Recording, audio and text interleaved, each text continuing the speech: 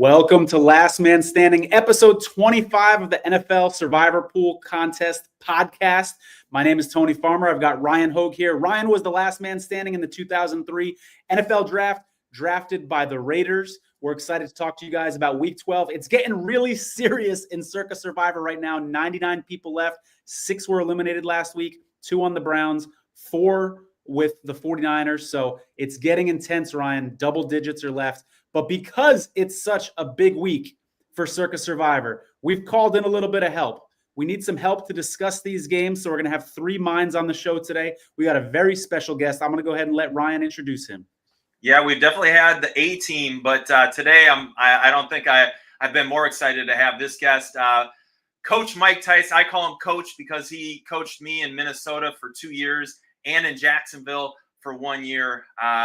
A former player himself, University of Maryland, Terrapin's finest, tight end, and played, I think, for 3 different teams in the NFL, including the Vikings, and then went on and coached for 4 or 5 different NFL teams. Brilliant mind, really good person, and just honored to have you on, Coach. Thanks, Brian. I appreciate you guys having me. I'm sorry I had to change it till today, but, I had a special dinner last night, Ryan. Yeah, it's this guy, a special dinner. He gets like the VIP treatment. What was it? Who was it? Did you have Bobby Flay? Bobby Flay invites him to a personal dinner. So I guess that takes precedent over our podcast. So I had to bump you. That's completely fair. Coach Tice, we're so excited to have you on the show today. Thanks so much for making the time. I don't know how much Ryan may have explained, but we're an NFL Survivor Pool podcast. So we try to give people as much NFL insight as they can so that they can try to pick the best football games going forward. And of course, on today's show, we're going to be talking about Week 12. Before I ask you about Week 12 matchups, though, I'm going to test your memory here. What are your memories of having Ryan on your roster? What can you tell me about Ryan Hogue as a football player? Well, first off, he was very, very intelligent, very smart, made very few mental mistakes, if any, was willing to do anything it took to make the team and contribute, excellent on special teams, pretty damn athletic for an ugly guy, but he did a nice job for us. And I would say that he was one of those players that you enjoy coaching, enjoy having on your team, and you knew that no matter what, he was going to succeed because he had that great work ethic and that great stick-to-itiveness, if you will. I don't know if you remember, Coach, but you nicknamed me the Tempo Violator back in the day because I would piss so many people off. In fact, I got in a brawl with Brian Russell, our starting free safety, during a Friday practice because I beat them over the top, right? Veterans know that Friday practices, they go 75 to 80% because they're gearing into game shape and peaking at the right moment. Whereas practice squad guys, I mean, that's our Super Bowl, man, every practice. So I just went balls to the wall every practice. Coach Tice nicknamed me Tempo Violator and ended up causing some fights in the past. So. And you did a great job of tempo violating too, I would say. I will say here, Coach Tice, I've never asked you about this. I heard in 2005, I ended up in Seattle. I caught the game-winning touchdown in our 47-yard pass to set up the game-winning field goal in our last preseason game. Everybody thought I had made the team. I led the preseason, I think, in receiving for the entire NFL. Anyways, I got cut. Obviously, it was a very tough decision. I was told that first team meeting, you started the team meeting off by saying, how bad just this day sucks in general, but you're like, you singled me out and said, do you think I like cutting a guy like Ryan Hogue? He's done everything we've asked for. He deserves a spot on this team. He's earned a spot on this team, but that's the nature of this business. And I never asked you about that, but I was told by players that happened. And so I just want to know, do you remember that? It's 19 years ago, but if you remember it, I appreciate it regardless. Well, the thing is, sometimes there's business decisions and sometimes there's political decisions. And, releasing you was a little bit of both. And we were very disappointed, meaning business decisions, not meaning you were making a lot of money, because I know you weren't.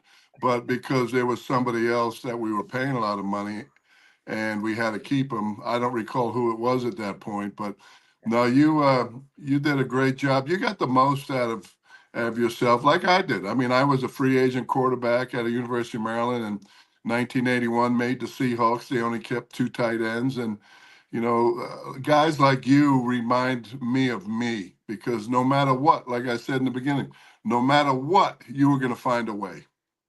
I love that. I love that. I could listen to you guys talk football all day. This is so much fun. I love it.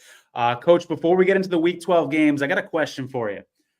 Can you help me get into the mindset of an NFL coach who might be playing a team that they coached for the prior year? Because this week we've got Dan Quinn going up against the Cowboys, team that he obviously knows really well. And next week we've got Dave Canales playing his former team. So are there any advantages that a coach might have after spending so much time with the opponent's roster the year before? Yes, but I don't think those things that you can utilize after being with an organization have anything to do with scheme. We're at a point in the season now where most everything a team has, except for possibly some kind of hidden trick or something they're setting up, most teams have showed what they got. So that's why you see some low-scoring games across the league, and the defenses always catch up to the offenses at this point in the season, because there's so much good tape and so much film to watch, and you can defend if you have the athletes. I think where you have a benefit, speaking of the athletes, is with the roster and the guys that were on that team, and you coached and you were the leader of that, of that team. The weaknesses of the talent, the weaknesses of the particular player, and you can sit down with your coordinators and say, we want to attack this player, Mike Tice, in this way, and because he's not a good tackler on his left side, or he's not he's not going to go deep, so don't do anything where you got to cover him deep. So you're really looking at the athletes, and you're able to maybe scheme up something to take advantage of an athlete's weakness. That's a great answer, man. That's awesome. I remember Brian Daboll when he played the Bills as a Giants head coach. They were, I think, 2 touchdown favorites, or at least close to it in that game. And the Giants almost won that game against the Bills. And perhaps some of the things you're talking about are some of the reasons why for that. Moving along here, Dolphins, Patriots. I'm curious if you have any insight into this game. It's in Miami. Drake May, people are really starting to jump on the bandwagon and like this guy as a rookie quarterback. Dolphins, I think, are starting to get a little bit of hope that they might be a playoff team because the door's pretty wide open in the AFC. What do you think about the Patriots' chances at an upset here against Miami? Well, first of all, I want to send out a shout out to my son, Nate, who is a NFL analyst for Yahoo Sports and also does an occasional segment on Good Morning Football. Because about a month ago, he brought up that quarterback from New England, the May kid, as a kid to keep an eye on. And except for the little setback with the concussion, I think he's shown that he has the athleticism and the arm and the understanding to possibly be an elite quarterback in this league. But getting back to the game, traveling down to Miami is always tough. And I agree with you. I think Miami's on the upswing. I think New England's still trying to find their footing. But I like the head coach, Mayo. He had a great career, and he's doing a great job with that young group that he has. I think it'll be a good game. When you guys pick, do you guys have to cover? Nope, just straight up, no point spread. Good question. Well, then I would say that Miami has a great possibility to take that win and keep up their good, solid football that they've been playing the last couple of weeks. Gotcha. I would agree with you there. Go ahead, Ryan. I would piggyback on what Coach said a little bit. I think Miami is trending up. Tua's back, and actually, even the 2 games they lost against good teams, Bills and Cardinals, Tua played well. The offense played well. I think the biggest difference from Miami this year versus last year is they're not winning in the trenches. They lost so much in free agency, right? I mean, both on the offensive line and defensive line, obviously with Christian Wilkins, but Andrew Van Ginkel, you see the season he's having with Minnesota, and then I mean Bradley Chubb's being out, and they lost another guy, another D end. They're beat up, and because they can't run the football as well as they have been in the past, or stop the run for that matter, but because they're not able to run the football and dominate that line of scrimmage, they're unable to get those explosives. And that's why Miami's really struck fear in a lot of teams the last couple of years, is because they've been able to be so dominant. Now you see Tua getting the ball out of his hands quickly. He's always done that, but now it's almost every play over the middle. You see Jonnu Smith's having, had a big game last week. And the interesting wrinkle, I think, for this one is Christian Gonzalez is one of the best shutdown corners and has done really well in the past against Tyreek Hill. When you take Tyreek Hill out and kind of eliminate those explosive plays, which I think they will because they can win up front, I think this is going to be a low-scoring game. I think it's going to be a close game. And anytime it's a division rivalry and it's a low-scoring game, I get a little antsy in terms of being confident picking Miami. So I actually would stay away from picking the Dolphins this week. Coach Ryan loves to talk about elite number one cornerbacks and how important that is for a defensive coordinator and how that can help them out schematically. I want to ask you a question. Can you give me a Mike Tice nugget? It may be a philosophy, a belief that you use when trying to predict the outcome of NFL games. I don't know if you bet or not, but I've heard Michael Lombardi talk about how bad offensive lines don't travel. So you might want to bet against a team with a bad offensive line when they're on the road. Ryan talks about these cornerbacks. Another guy that I respect out there says, never underestimate the value of a good nose tackle, right? There are all these little nuggets and pieces of information and philosophies that we can keep in our mind as bettors when we're looking at games. Do you have a Mike Tice nugget or philosophy or something like that you think of when you're trying to predict these games? Well, I start my week with the turnover ratio. I always look at, is a team turning the football over? That's what I start with. And I work out from there. I look at red zone scoring, touchdown percentage. Is this a team that's just going to kick field goals all night, or are they going to score, 6 points when they get in the red zone? And I certainly really put an emphasis on the turnover stuff more than anything. I always learned that, a corner's great, but if you don't have a pass rush, the corner's not so great. So coverage equals pass rush plus coverage. So you have to have that pass rush in order for that corner not to have to cover for 3 or 4 seconds. So I think that's part of it. If you have a great corner, what kind of pass rush are they putting up? So I pulled up to see if that great corner that you like has any shot. But I don't even see Miami in the top 25 sack leaders. So I don't know what kind of pass rush they've been getting all season. Good stuff there. Yeah, really good point about the pass rush helping the secondary out. Coach, I know your brother coached in the NFL for a while. We've got a brother versus brother matchup, Ravens Chargers this week. Probably not a game that a lot of people are going to pick in NFL survivor pools, but I'm just curious if you have a perspective on this one, because it should be one of the more entertaining games, I think, to watch this week. Yeah, that's going to be fantastic. Todd Monken, the offensive coordinator for the Ravens, and I are very good friends. We worked together with the Jaguars. You might remember that, Ryan. And he's done a phenomenal job. I think the Chargers are looking really good as a football team. I think it's the best I've seen Herbert play, and he's healthy. I mean, I know he was banged up early in the season, but he's healthy. I like the Chargers. They're doing a great job, and both the Harbaugh boys know how to win. Their dad did a great job raising them. You're not kidding. Ryan, you got any thoughts on that game? Well, Baltimore's defense looked like a different defense. They were 32nd in the league going into last week against Pittsburgh. And although Pittsburgh's not an offensive juggernaut, I was really impressed with how well Baltimore did against Pittsburgh's offense. If Baltimore's defense can travel like that throughout the rest of the year, they're a team to be reckoned with. But, they're so volatile just because their pass defense has been so bad this year.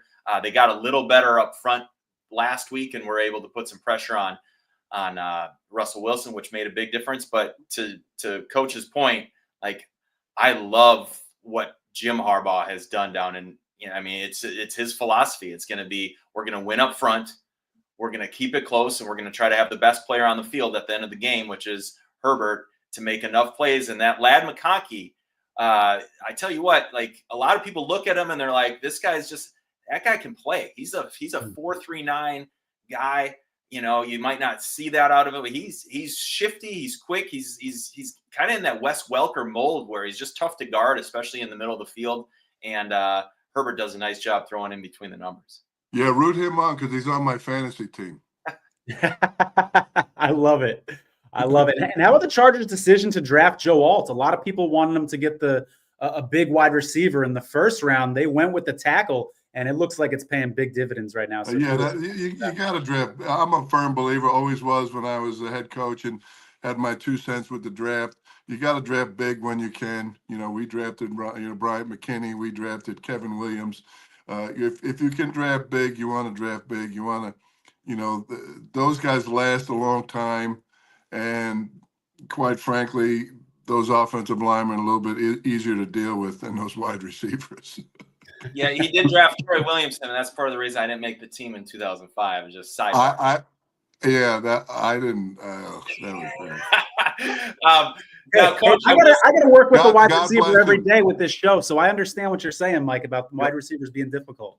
God bless him. Yes. Coach, I will say that our first guest week 1 was Bryant McKinney. We've also had some of your favorites from the past. We had Jermaine Wiggins. We had Marcus Robinson. We had Randy Hansen. So we've had a lot of Minnesota deep ties in the past on the show. So all good names, all good players or coaches.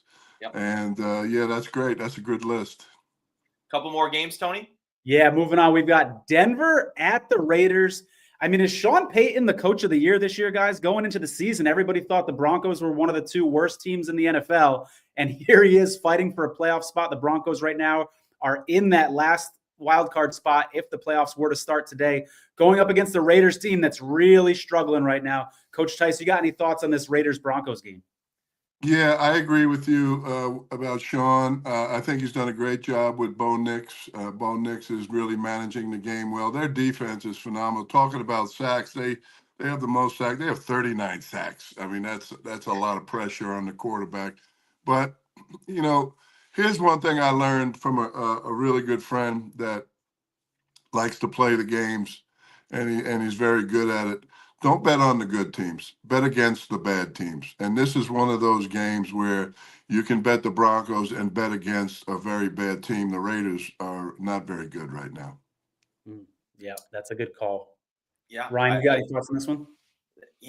I think people forget that Denver, seemingly because they lost 70-20 last year against Miami, people just thought Denver was the worst team in the league. They went 8-9. Right. And they finished the year really strong with a team that was about as dysfunctional with the Russell Wilson drama and all the things, guys quitting on, like, they went 8-9. That's really respectable in the NFL. And so people were fading them coming into this year. So I'm not that surprised that Sean Payton, now that he has a quarterback that, like Coach says, is managing the game really well. They have the best corner in football in Patrick Surtain. They have the best defensive line in football in terms of putting pressure on the quarterbacks and pressure rate to offensive line. And, they have enough offensively that they're able to run and pass, which obviously is important.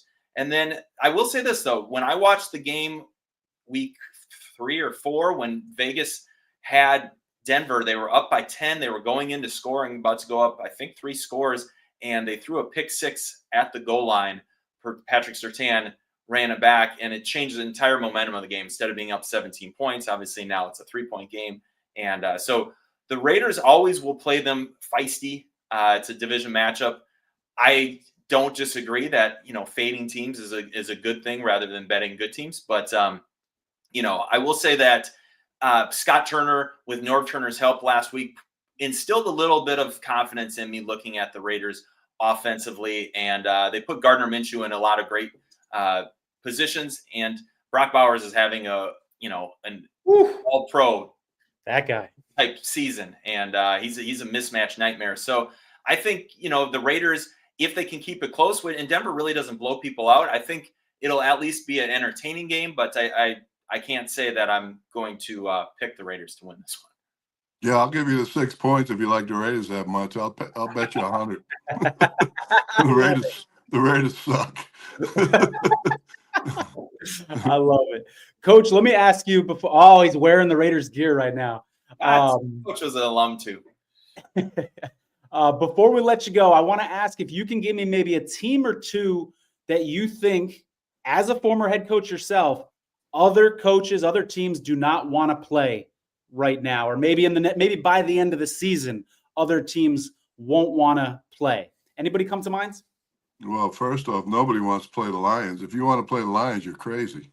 Lions are right now, if not the best team, the second best team in the league. They look explosive. They look really, really good. I like their attitude. I like the head coach's attitude.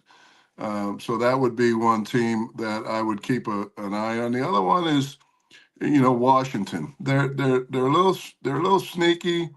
Not a great team. The quarterback is the real deal. And so Washington would be a team I would keep my eye on. And the team that my son Nate told everybody to look out for about 6 or 7 weeks ago are the Arizona Cardinals. And the Arizona Cardinals are very, very young. And the head coach and the coaches are doing a great job getting the most out of their players. And they're fun to watch. Yeah, currently with a 1-game lead in the NFC West right now. Not a lot of people saw that coming. That's a really good Ryan, that coordinator for Arizona went to high school with Nate in Edina. Really? Yeah. And his brother was a pro wrestler. Wow, small world. Yeah. Cool. That's Eagles. awesome. The Eagles would be another one. I think this was the best Eagles team that I've seen in a number of years. I'm happy for the head coach because I'm a fan. That he went out and took the harsh criticism from ownership, went out, made some tough changes to his staff, and it's starting to pay dividends right now. And Philadelphia is going to be a tough out. Yeah, they're the hottest team in the NFL. 6 straight. And that's going to be a good game Sunday night. Them against the Rams in LA. Yeah, good call. Doesn't it always seem like this time of year is when Vic Fangio's defense really starts to gel and starts to play really well? Well, like I said in the beginning, the defense is starting to catch up. You have all that good film to watch. You can really put together some tendencies. That's why offensively, if you have a really big tendency and a high percentage, that's when you want to counter that tendency and take an advantage of it and maybe create an explosive game for your football team. Yeah. Good stuff, man. Well, Coach, really appreciate you being on. Totally understand with the dinner next time. I hope you invite me, but I'll see you soon in Vegas, and maybe we'll bet on some ponies together. There you go. We like that. So, all right, guys. Good luck. Take care, man. Appreciate you very much. You got it, man. That was awesome, Ryan. Good stuff there. Coach Tice, former coach for the Minnesota Vikings, also a former player as well. Really great insight, man. I could listen to him talk all day. That was fantastic. Yeah. I think he owed me it. He cut me about 8 times, so he probably owed me. Good stuff. Well, we've covered a couple games already, Ryan. We covered Ravens, Chargers, Dolphins, Pats, Denver Raiders. Let's get into this Thursday night game. Yeah. Steelers, Browns. We may have some major weather implications in this game. Temperatures around freezing with precipitation. I don't know if it's going to be rain. I don't know if it's going to be slush. Last I saw, we had winds over 15 miles per hour, maybe more. What are your thoughts on this game if we've got sloppy field conditions, Steelers, Browns? Well, I think that a few people are going to actually be on Pittsburgh here. But again, division battle, Thursday nights, I'm always a little skittish. I will say that Pittsburgh's their kicker has been the best. I mean, you see how many points the guy scored. So okay. This is one of those games that's prime for like kicking a bunch of field goals. So that may come into play. I will say I've always faded Jameis Winston because I'm just not a fan of how he quarterbacks. But he's really in a situation right now where, his high risk, high reward, Tony, is the best situation for him to be with that offense, because what's the worst that can happen, right? I mean, they're not going to clamor for Deshaun Watson, who's out for the year, right? I mean, you can do no worse than Deshaun Watson, both on the field and off the field. So he's always going to be like, they might ask to put in Dorian Thompson, whatever that guy, DTR. Yeah. But ultimately, like this is like the dangerous Jameis you might see, because he actually played pretty solid last week against the Saints, where he's just back there, just uncorking, throwing bombs and not worrying about the repercussions. So with that being said, I mean, Cleveland's defense should keep them in it. You saw what, a very average Baltimore defense last week did against Pittsburgh. So Cleveland should be able to keep it close. And then you just never know. There could be some explosives with Jameis Winston. I would certainly stay away from this game because it's a Thursday night. I think Pittsburgh will win and should win. But again, this is one of those just high risk, high reward. I stay away. Do you agree with me that if the field conditions are sloppy and we've got a lot of rain and wind, that actually helps the Browns out a lot and kind of levels the playing field? And my thinking for this is that, one, the Steelers have really, really good pass rushers on both sides. And so it's going to slow them down a little bit. And I think it would limit the explosive plays for both teams. But I think the explosive plays are a bigger part of the Steelers offense. So I think that if we get bad field conditions, it kind of helps the Browns out a little bit here. I will say yes and no. I think first and foremost, bad field conditions always favor the underdog. I think.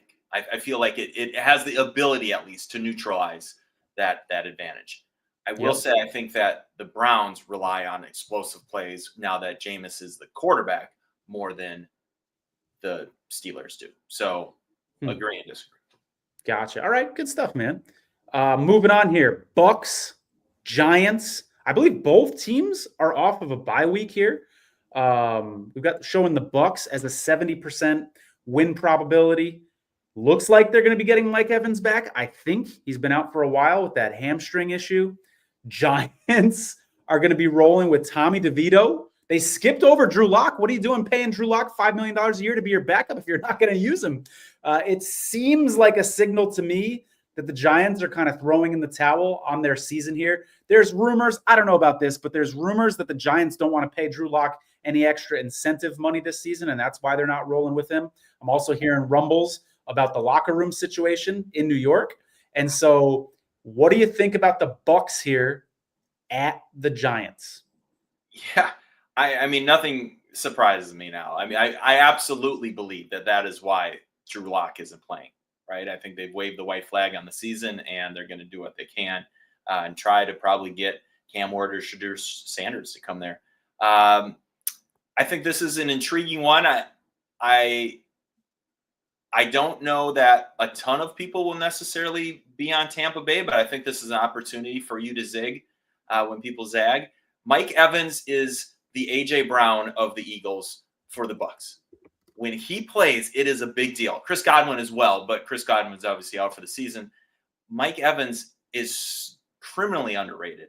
And when he makes such a big difference in that offense, Baker Mayfield's done a really good job of keeping that team together and keeping that offense still relevant, despite having very little options. He's made Cade Otton look like, a top 10 tight end. He's made some of the receivers look like they should be starters. And it's masked their terrible defense. Now, obviously, both teams coming off a bye, you have the opportunity to, rest up and get some of those pieces back. Jamel Dean is one of the corners that hopefully will come back for the Bucs. I will say that Tommy DeVito, though, that's an ultimate wild card once again. The last time he played, he had a Jeremy Lin type of like magnetic New York energy to him. And, so you just never know what to expect with that. I don't think that the Giants necessarily have enough weapons to take advantage of the Bucs' porous defense. So I like the Bucs here. I'm probably sweating if I do pick the Bucs, but I do think that they still have enough talent to take over and beat the Giants. I would feel better if Daniel Jones was the quarterback as opposed to the unknown and Tommy. Yeah, I agree with everything you said there. I think the Bucs are a good bet to win. One reason not to use them here, though, they still have games against Carolina and the Raiders on their schedule moving forward late in the season. So if you use them now, you might regret not having that bullet to use later. Steven Flores says, guys, I'm still alive in Circa. I had a bad feeling about the Packers last week, so I switched to the Vikings. I was rooting for the upset, but that blocked field goal killed that. Ryan, could you imagine being one of the 11 people who was on the Packers last week, and you've got to think your Circus Survivor run is over, and then you get a blocked field goal to win it? My goodness. I can't imagine, because I've watched a preseason football game with you, and you are so intense. I can imagine that's exactly how they felt with their $150,000 entry on the line. Oh, goodness gracious. We've got a question from Few. Few says, what's your entry name, Flores? Flores, if you're willing to share that, please do. And Flores, since you're still alive in Circa, congratulations, by the way. 99 people left on the quest for $14.266 million. If you're willing to give us any insight, I don't expect you to tell us exactly who you're picking, but there's a couple teams you're trying to decide between or anything like that, and you want to share that with the group, you're welcome to. He says his name is Flowmaster, by the way. Flowmaster. Moving on here. Lions, Colts. We don't need to spend too much time on this one, Ryan, because the Lions are a Thanksgiving team. Not a lot of people have the Lions left. It's less than 50%. You can go over to Survivor Atlas and see for yourself how many people are left on exactly each team in Circus Survivor. I want to say it's like 38% or something like that for the Lions. I know you don't like Anthony Richardson for the Colts, but we got to give him a tiny bit of credit because the Colts did win that game last week against the lowly Jets. Ryan, would you trust the Lions in this spot against Indianapolis? Well, first and foremost, I think Coach Tice brought up a good point of being careful of just following the favorites. I think the Lions are one of those teams where they're not winning out. I guarantee this team does not win out. I think Jared Goff at the quarterback position is just too much of a roller coaster. I think both of these quarterbacks, in fact, are just too volatile to really bet and feel good about one team or another. Obviously, nobody's going to pick the Colts in this one unless they had to. But, I think Detroit probably wins. But, again, Indy's got a feisty defense. Goff could throw 5 interceptions in the first half. You just never know. So I'm staying away, but the Lions will not win out. So if you are thinking like, oh, the Lions are locked in for week 16 because they play Tennessee or something, they're going to lose a couple more games. Ryan, I got a question for you as a former player, because there's a trend going around right now that teams who play the Lions the prior week struggle the next week. And there's a theory out there. It's because the Lions play really physical and they beat up on teams. There was a trend like this with the 49ers a couple years ago, maybe even last year, where you didn't want to be the team, where you could beat up on the team that had just played the 49ers. Do you buy into that there's a team that's maybe making teams a little more vulnerable, whether it's because they play physical or maybe their coordinator is just really good and exposes something and puts that tape out there for another coach the opposing week? Do you buy that? I will say that there are definitely teams, like when I played against Baltimore and I had to try to block Ray Lewis and Bart Scott as a receiver on like outside runs, and they threw me literally out the club into the sideline. You feel when you have to play those types of teams, right? Dan Campbell, we're going to bite your kneecaps like that. That's just, they're going to play relentless. They're going to play downhill. They're going to finish every single, block. They're going to to the whistle. And whereas, teams like the Jets, they're doing, teaching tape of how to tackle because, those guys are pretty much mailing it in.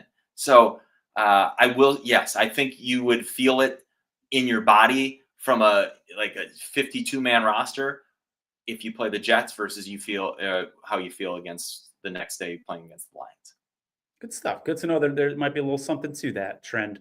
We got another guy still in Circus Survivor. Congrats, Hoff_66. One of the 7 people left in Circus Survivor. I didn't know this stat, by the way, who started with 1 entry.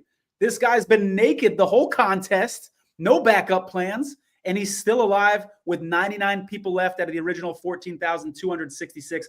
Congrats, brother. Let us know if you have any thoughts, what you're leaning this week, any games you're staying away from for sure, anything like that. We'd love to hear your thoughts. Here's Stephen Flores, who's still alive. He says, I already used the Commanders, Lions, Texans, and Broncos, so my only big favorites are Dolphins and Bucks this week. I'm really leaning toward Dolphins, so I would appreciate any insights. Well, here's some insight from another listener. Says Dolphins give you the best odds to win, but they'll be the chalk and less EV.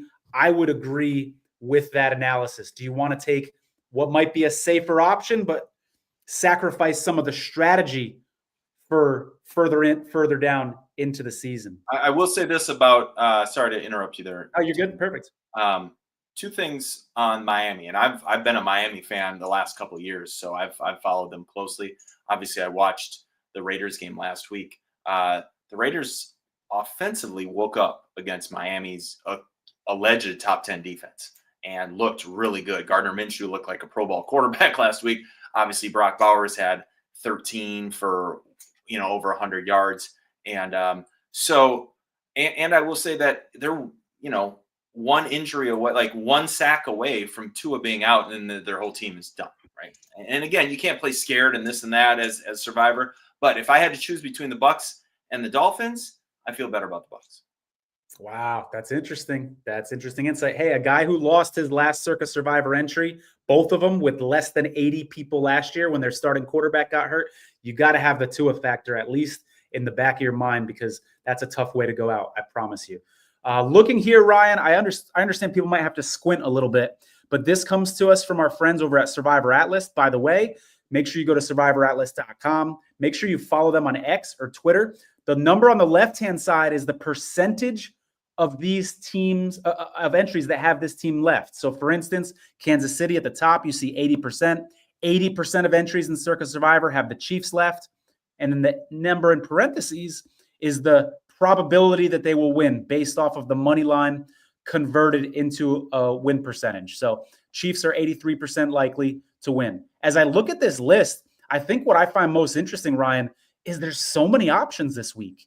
Now, you can poke holes in them, and maybe you don't feel good about every single one, but the bottom line is there are 6 options at 70% and above. So when we do our Saturday show, and Ryan, I don't think you're going to be able to join us on Saturday, but when we do the Saturday show live, right after the entry counts get announced, it's going to be interesting to see how spread out this field is with there being so many options this week. And like I said last week, hey, how many people are going to take the Lions and sacrifice on Thanksgiving? How many people are going to take the Chiefs this week and say, you know what, I'm going to take nothing's a sure thing in the NFL, but I'm going to take the safe pick of the Chiefs against the Panthers and not worry about the fact that I've got them on Christmas and Thanksgiving. I bet there'll be a handful of people on the Chiefs as well. And it's a strategy to consider, because I don't know how you feel about Packers, Dolphins. Actually, I want to ask you that question, Ryan. Packers, Dolphins on Thanksgiving in Green Bay. How do you feel about that game? Let's get ahead of ourselves.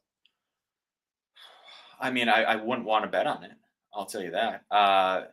It all depends on the weather. If the weather is below 40 degrees, I'm betting the Packers all day, because as you saw, I mean, granted, it was, minus 15 in Kansas City last year, but the Dolphins do not enjoy it. Nobody likes playing in the cold, but the Dolphins, especially when they're practicing in the heat and humidity, like that is, and we're approaching that time of year where Green Bay is going to get some precipitation, that the ground might be a little frozen. I like Green Bay in that one. I think they're going to be able to pass all over the Dolphins. Ryan, we got a question for you. Of those teams, and I'm going to pull it up again here in a second. Of those teams, 70% or more likelihood to win, which of those teams is the most likely to lose, in your opinion? Chiefs, Commanders, Texans, Lions, Dolphins. And I like that they asked me, by the way, not you, Tony, because they know. They know. We don't need to make Ryan's head any bigger, guys. So, wow. It's a good question. I love this question. The most likely to lose of those teams, I'm going to go with Houston. Really? Yep, I'm going to go with Division Houston. matchup Not that I'm a Tennessee backer by any means, but Tennessee is the top 5 defense in the league, right? And Houston has shown offensive line wise that when they play a really physical defensive line, they struggle and they aren't able. I mean, Nico Collins is absolutely unbelievable. We'll see if L'Jarius Sneed plays. He did not play against the Vikings, but again, the Titans went toe-to-toe with the Vikings and just had a couple weird bounces here and there and ended up kind of opening up that game. But they were able to move the ball against the Vikings. And I feel like Will Levis, for the first time since last year, is playing with a little, like, breath of fresh air. Like he's not looking over his shoulder. And again, we're asking for the most likely of those. I think that'll probably be the closest game. I like your point on the Titans playing the Vikings pretty tough. The penalties in that game, 13 penalties to 3, and a couple of them were really controversial and frankly bullshit. There were some bad penalties against the Titans in that game. They had more yards per play than the Vikings in that game, and that game was much closer than the 10-point deficit actually looked. So I think the Titans might be, I mean, I'm not saying they're a playoff team, but the Titans might be slightly better than people think. They may not be this team that you want to beat up on or attempt to beat up on as Survivor goes along. That's just my 2 cents on that. Moving on here, we've got next game up on the docket. How about those Vikings we just talked about against the Bears? I have a very strong opinion on this game, but I'll let you go first, Ryan. Well, you had a very strong opinion on it last year, and I talked you off the ledge because you were like, I want these same 2 teams. Yeah, that's right. Yes, and we were both in Vegas together, and I begged and implored you not to pick Minnesota because I say they never play against Chicago well, especially in Chicago. Minnesota, since I played there, and we should ask Tice, they're notorious for whatever reason. They do not play well. And I think, Chicago was the better team last week against Green Bay. They look like a different team with a new coordinator. I don't know if, Caleb Williams finally has his confidence with this new coordinator or what, but they seem to like it gelled a little bit more. And obviously they have a really good defense. They're going to have Jalen Johnson be able to shadow J.J. Jefferson, and not that he'll shut him down, but I think that will limit J.J. And when Minnesota isn't allowed to have some of those big splash plays with J.J., they really kind of struggle. And, T.J. Hawkinson's still coming back from his injury. Jordan Addison really, hasn't had the, breakout game that we were expecting, especially after seeing him last year. So I don't know. I say don't get cute and stay away from this game. Yeah, I have a strong feeling here toward the Bears. I bet the Bears plus 4.5 when this line was released Sunday. I bet the Bears money line as well. This is the 3rd straight road game for the Vikings, 3rd straight home game for the Bears. I think that matters. I liked what I saw from the Bears last week a lot. I think that offensive coordinator shift to Thomas Brown may not have fixed everything, may not have fixed all the drama that we've talked about all season long with the Bears, but they definitely seem to turn a corner in that game. And I'm not saying the Bears are a playoff team or anything like that, but they're not as bad as I thought they were 2 weeks ago, and they're not as bad as I thought they were 3 weeks ago. So I think you have a feisty Bears team that's pissed. They should have won last week. And I think you got a Vikings team. Not only did we say they didn't play the Titans that well, how about the Jaguars the week before? They tried to give that game away. So you've got a Vikings team now, 2 games in a row on the road. You could make an argument they should have lost both those games. I think the Bears are live here for an upset. I do have a fun little trivia question for you, Ryan. Well, I'm not going to word it into a trivia question because the answer is going to be obvious. There's only one quarterback in the league who has a completion percentage above 50% on throws, air yards, not yards after catch, air yards over 20 yards. And it's Sam Darnold at 57%. That surprised me. Well, I got a fun little fact for you too. I saw this today. The Jets, Jets, they have been favored in the same amount of games as the Chiefs and the Bills this year, 8. Holy cow. Holy cow. There seems to be one team every year that keeps losing, but everybody keeps believing in. Last year, it was actually the Panthers late in the season. There was always a lot of sharp action on the Panthers late in the season. And so I don't know if that's going to continue with the Jets, though, because I think they put their season to bed last week for sure. Moving on here, we just talked about Lambeau Field and how that weather can be tricky. 49ers are going to be going to Green Bay. It's going to be a little chillier than they're used to. Packers have a 62% win probability. You just heard Coach Tice talk about how when you know the personnel on another team, you know their weaknesses. One of the big weaknesses in the 49ers this year has been Devondre Campbell at that linebacker position. He's a former Packer. The 49ers used to pick on him when he played for the Packers. So I'm interested to see how he's going to do, whether it be in coverage or in the run game against his former team. I think it's going to be fascinating to see. Brock Purdy day-to-day with a shoulder issue. We're saying George Kittle is likely to play in this game. He said he's not going to miss this game. At this point, I think I'd be surprised to see Nick Bosa in this game, Ryan. He injured his other oblique. He came into the game with an oblique injury. He said he overcompensated. Didn't come back in the game last week. Now he's got oblique injuries to both sides. I want Nick Bosa to sit as a 49er fan. Let's not jeopardize this guy's season. What do you think about this Packers' chances against the Niners here? Yeah, this is an interesting game to me. I know you talked about Devondre Campbell. I'm going to call out Fred Warner, who's my favorite player in the NFL to watch. He, in the last 6 games, has been targeted 30 times, Tony. How many of those do you think have been caught? Ooh, give me 21. 30. Holy cow. In the last 6 games, he's been targeted 30 times, and he's given up 30 catches. Now, on the flip side, the first 4 weeks of the season, I think it was like he had been targeted 9 and gave up 2 with 2 interceptions or something absurd, right? He was Defensive Player of the Year after 4 weeks, and now I don't know if he's compensating for trying to, do other people's jobs because the Devondre Campbells of the world or whomever aren't winning. But that was a really fascinating stat. This matchup is really tasty for me. I would not mess with it in Survivor. San Francisco has a 14% chance of the playoffs if they lose. 14%. So, Bob, I agree with you. It is an absolute must-win. Now, I will say San Fran's had their back against the wall a lot this season, Tony, and every single time they seem to show up. Now, when you are hoping that they'll put a little, string together, they end up losing. But every time we've been like, I got to win this one, they find a way to win.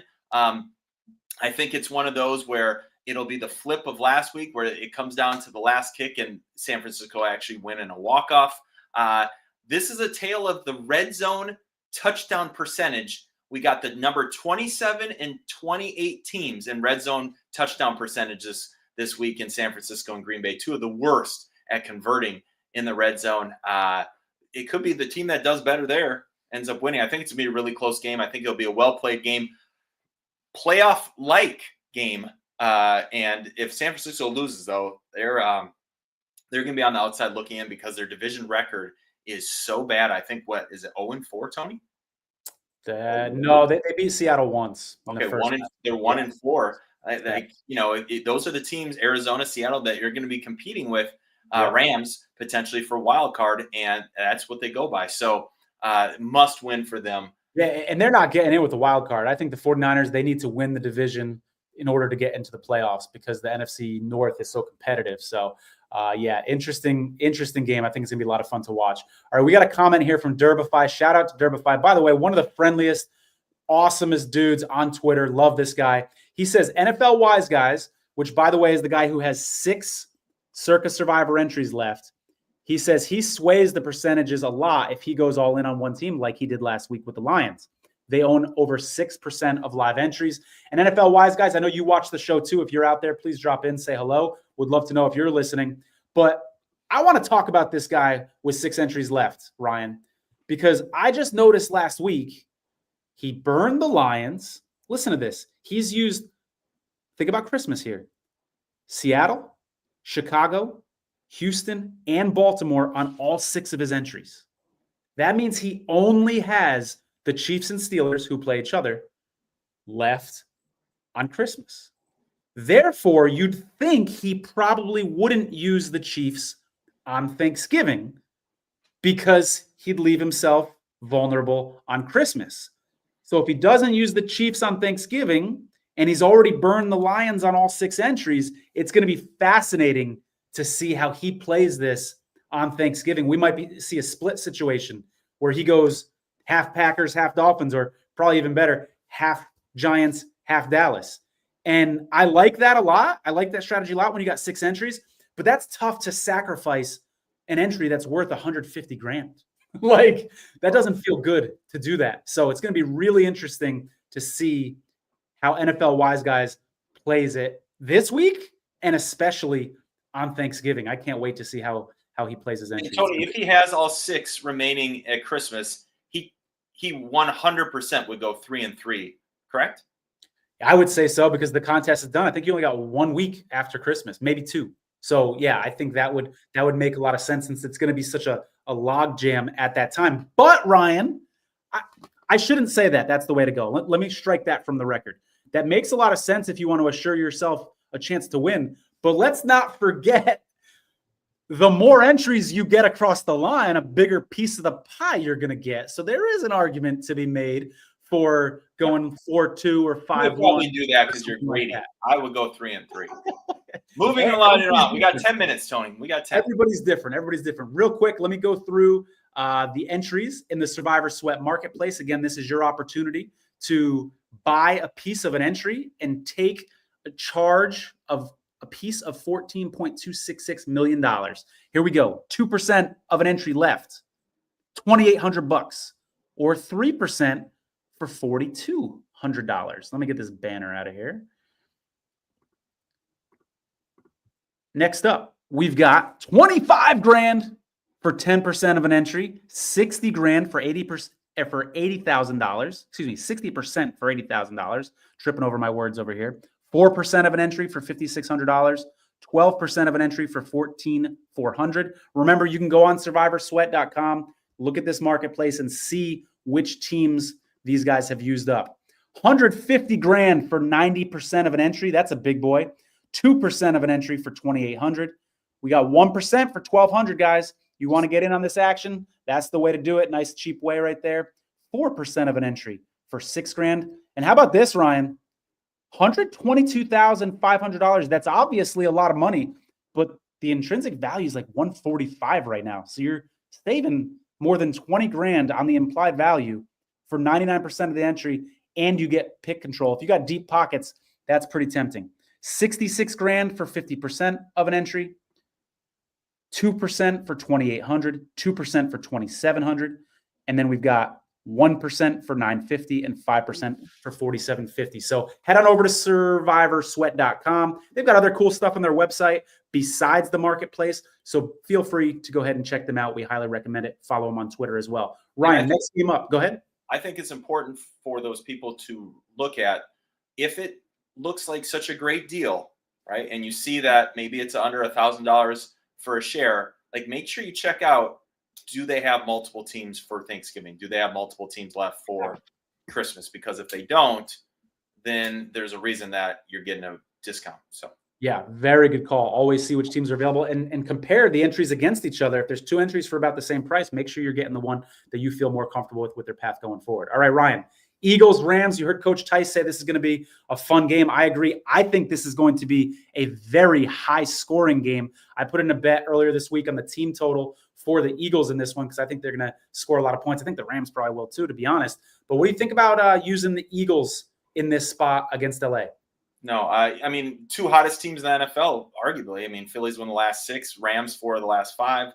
I mean, Eagles look to be the hottest team in the NFL. And I'm not sure how the Rams are going to defend at the 3 different levels that the Philly really puts you, right? They do a great job with Devontae Smith and Goddard in the middle. They run the ball really well up front, and then obviously they have a deep threat in A.J. Brown. I just don't think the Rams are going to be able to contain that. And then you got Jalen Carter. He's having a defensive player of the year type of season, kind of not talked about at all. And he is just a game wrecker. He was at Georgia, and now he's doing it in the NFL. And so if I had to bet, I would bet Philly, but I certainly think there are better teams and better matchups. I could see this being a second round playoff type of game, though, in down the road in the playoffs. Yeah, big playoff implications for both teams in that one. Cardinals, Seahawks. I really like the Cardinals here, not for Survivor, but just for a bet on the side. I like the Cardinals money line here. Would you trust Cardinals against Seahawks in this spot for Circus Survivor?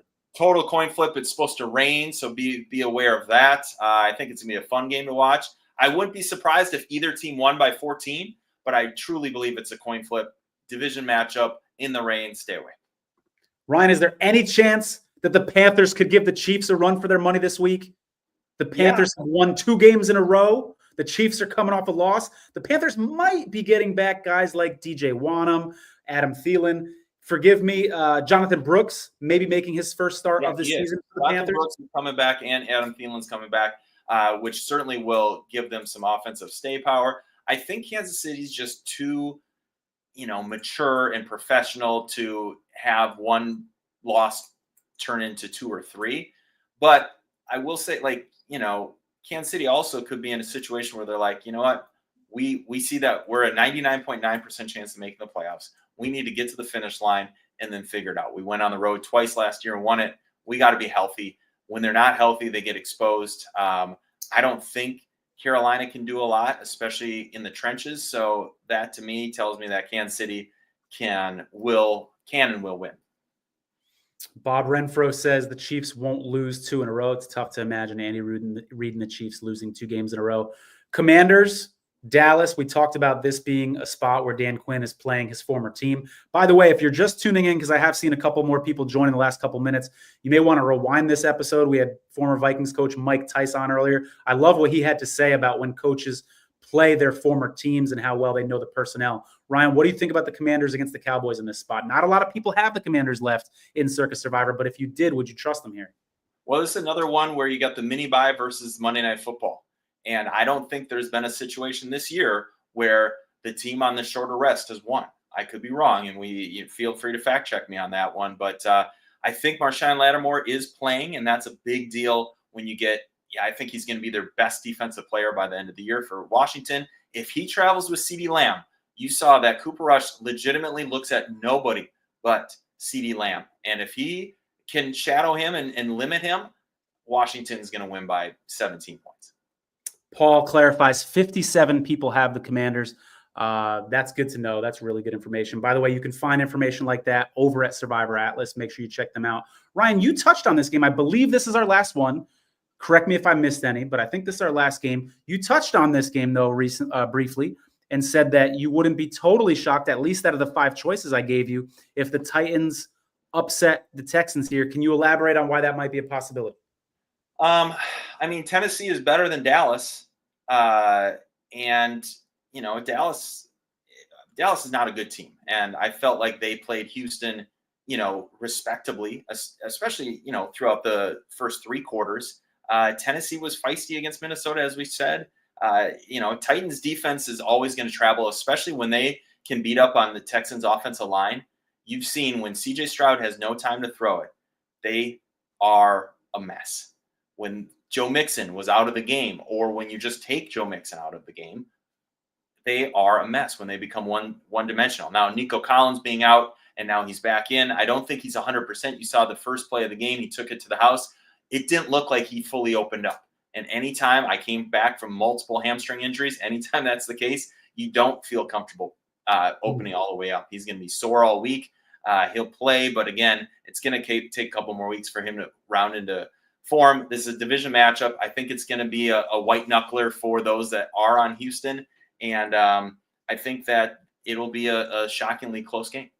Yeah, and Houston on the short week as well. Paul says, I have 2 but no Commanders. I assume Paul means 2 entries left in Circus Survivor. If that's the case, congratulations, buddy. You are one of the people that people are envious of right now. 99 left out of the original 14,266.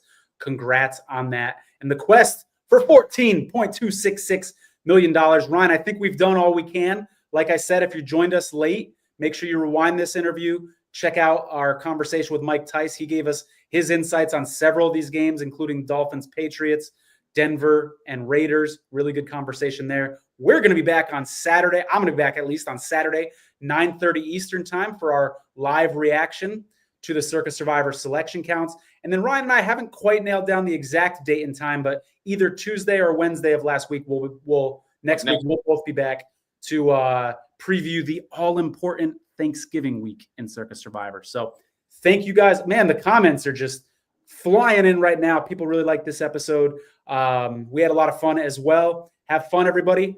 Best of luck in week 12 for those of you who are still alive. Oh, and real quick before we go, Ryan, I want to give some advice to people that are still in it right now. As a guy who's made some deep runs the last couple of years and lost with less than 100 people to go multiple times, enjoy it, fellas. I know you might be chewing your fingernails right now, and I know you might be nervous, but do your best, especially after you put that selection in, to smile and enjoy the ride, because this may be a once-in-a-lifetime opportunity for you to get this close to this much money. So as stressed out as you are, and that's understandable, try your best to enjoy the ride as well. Best of luck to everybody out there. Take care.